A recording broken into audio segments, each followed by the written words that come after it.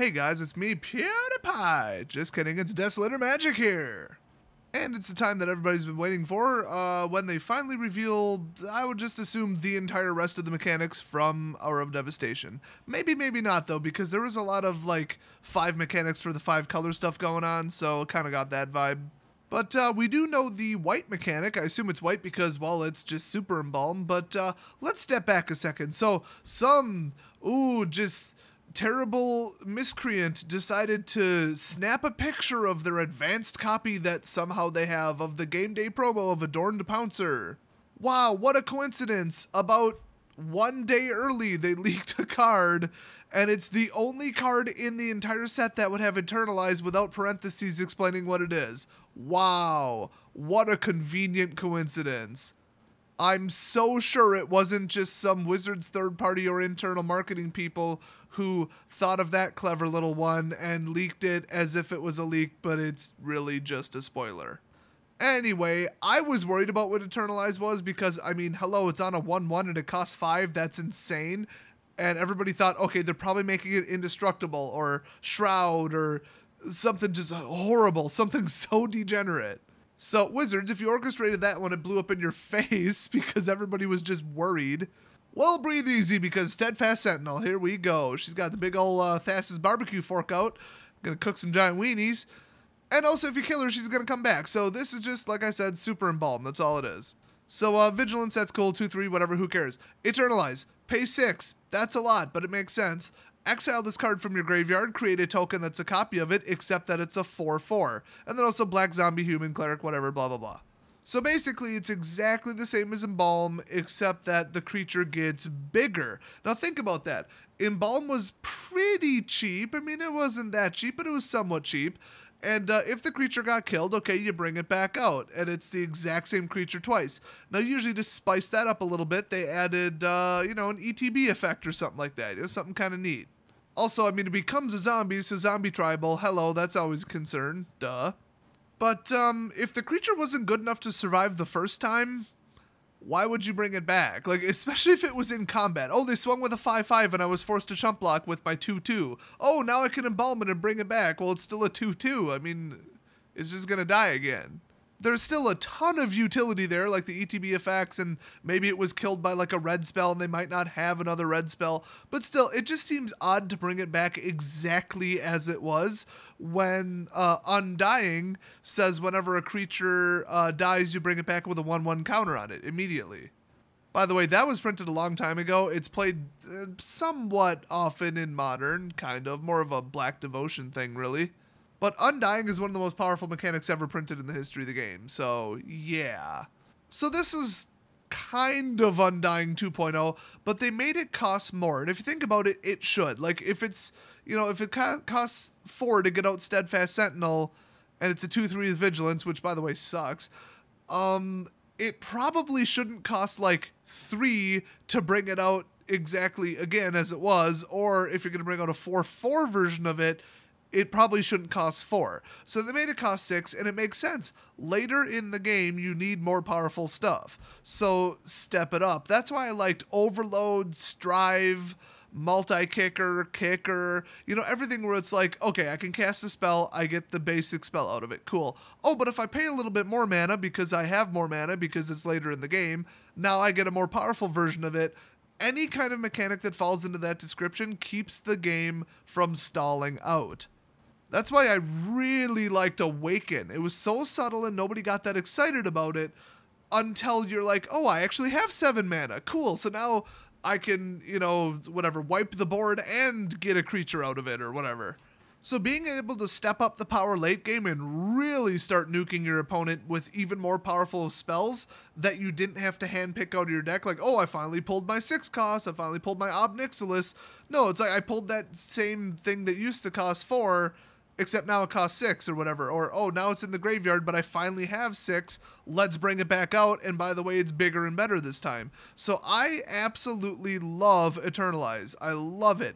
It's not like people are going to be like, okay, I'm building an Eternalize deck, but it's just nice. If you wanted a Vigilance creature anyway, because I don't know why, this creature honestly sucks. Oh, white human tribal. Duh, obviously. There you go. So it's just like a nice little thing you can do late game. It's there, take it or leave it. And I just love mechanics like that, really subtle stuff that can become powerful. So next up, we've got the polar opposite. We've got a really stupid mechanic where I think they were just like, hey, we need another mechanic. I can't think of anything, can you? Ah, crap, let's just print deserts. So check these out, there's 5 of them. They're common slot lands, which I would put these behind the last common slot lands. I think they were commons, might have been uncommons, but they were, you know, the single monocolored always come in tap, but there were spell lands. Like the blue one, it would keep a creature tapped for an additional turn. The white one, it would grant +1/+1 in first strike. +1, or wait, no, vigilance. +1/+1 in first strike on the red land. Those were the 2 really good ones, actually. Those were quite good cards. I'd put them far ahead of these. These are garbage. So, you know how everybody loves top decking a land on turn 15 when you already have 8 of them on the field, and you're like, oh my god, I do not need a freaking island right now. Well, I mean, okay, Desert of the Mindful. So, okay, I pull it. It's not exactly a basic land, but whatever. It enters the battlefield tapped. Ooh, ouch. I mean, late game, who cares? But you can cycle it. Now, unfortunately, the last rare lands that were actually dual lands that were actually good, arguably, you could cycle them for 2 colorless. So now they color locked every single one of these for the cycling cost. So that's already a detriment. And then they only generate 1 color. I mean, this is so bad. I mean, they're really, really good and really, really useful in a deck that says every time you cycle a card, blah. You can chuck a land straight into the graveyard in addition to Evolving Wilds if you're still playing Delirium. So there's some value there. There's some utility. It's just, these are just really bad. Like, in general, outside of their specific uses, they're just not good. I could see them being okay in a draft or something. I mean, maybe a sealed pool. I don't think anybody would be too excited to draft one of these. Not exactly a first pick. Here's the problem. The trade-off with the card is that these come into the battlefield tapped. Now, if they didn't, we'd have like a Minamu School at the Water's Edge situation where every single deck in Modern would run this. I mean, it's not an island, so it's not susceptible to, what is that, choke or whatever? It's a non-basic land, so I mean, yeah, you might get Blood Moon, but whatever. But a lot of people run these just, like, for Island Walk. They're not technically an island, you know, that kind of stuff. People want, you know, blue lands that aren't blue lands. So if they came in untapped and had cycling, oh my god. Oh, and also weren't islands. I mean, that would just be insane. So I can see why they didn't do that. I mean, this would be like the most expensive common ever printed, pretty much. So, okay, I get it, but then on the flip side, you're playing an entire turn behind every time you pull one of these. Unless you cycle it and it's late game, then who cares? But early game, I mean, if you pull this turn 3 and you already dropped your 2 lands and this was your big, oh my god, I need 3 mana or I'm screwed, well, you get to play an entire turn behind. You lose your entire turn pretty much. I mean, you might swing with something on the field or you might cast something else so you don't lose your whole turn, but you get it. I mean, playing a land behind is so detrimental, especially with the speed of Standard right now. So these are devastatingly bad in, I don't know, matchup against a fast deck. I mean, just that by itself. So that is unbelievably bad, but because they are absolutely terrible, here's what they did about it. Gilded Cerodon. Oh my god, it's an ox with Johnny Bravo hair. What the hell is this? Let's read the flavor text. The plating of its horns is a token of honor from Hezeret, who favors creatures with great hearts. No, he favors creatures with great hair. I mean, come on, look at that. That's Elvis right there. Anyway, whatever Gilded Cerodon attacks, if you control a desert or there is a desert card in your graveyard, so if you played it or if you cycled it, either way, target creature can't block this turn. Now that's pretty good, except this doesn't have haste, it costs 5 and it only does 4 damage. There are exerters that can stop a creature from blocking that are just absolutely inherently better.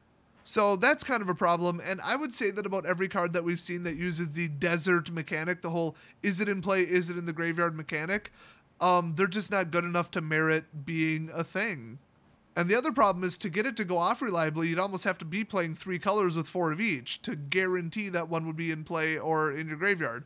bare minimum 2, and even then you're gonna not be able to use it about 20% of games. So that would be bad. So look at like Sand Strangler.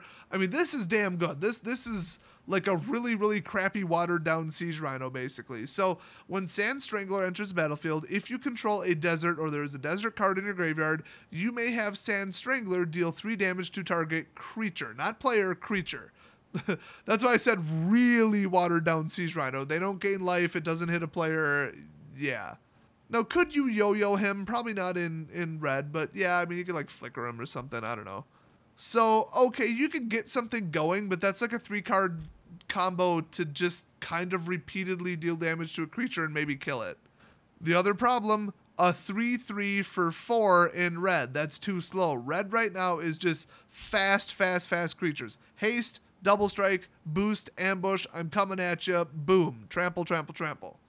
That's red right now. It's just red rush, red wins, barely any burn spells, just ram creatures down your throat. Why the hell would anybody play this?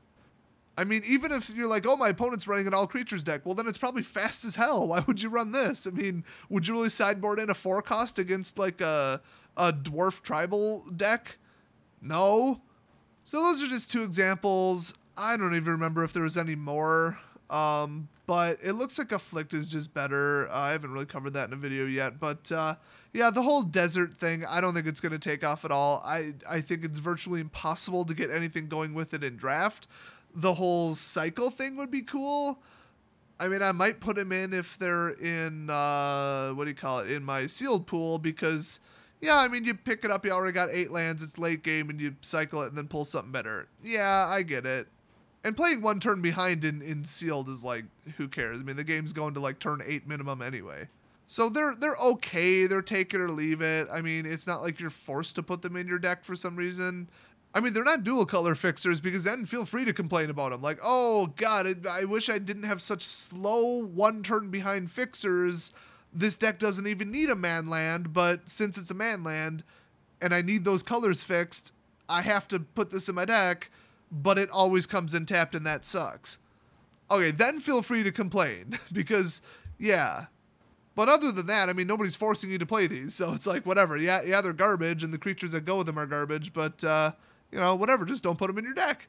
Unfortunately, there's a lot of wasted slots in this set. I mean, this is probably shaping up so far to be one of the least valuable sets ever released. This is going to give Amon Ket a run for its money. I mean, you got the 5 defeat cards that are unplayable, absolute unplayable garbage. You got a couple others that are just clear filler, like Carrion Screecher. That's just garbage. 3/1 flyer for 4. Ooh, that's it. Okay, it's a black zombie, whatever. But yeah, I mean, you got all these desert cards. Ooh, deserts, ooh. And then without a desert, they're just unplayable. They're barely playable with a desert. So we lost a lot of cards so far. There's not a whole lot more room for value, but a lot of these are common, so it's like, whatever. So just stupid filler, as usual. So let me know what you think about it. Is there something I'm missing? Do you have something in mind? Is there some hyper-powerful cycle deck that you're going to run them with? Or are you just delighted that you don't have to pull a basic land on turn, 12? Or I should say, if you do, you can cycle it or whatever. Let me know your thoughts, and more spoilers coming, and Chapter 2 of the storyline as soon as possible. So see you guys next video.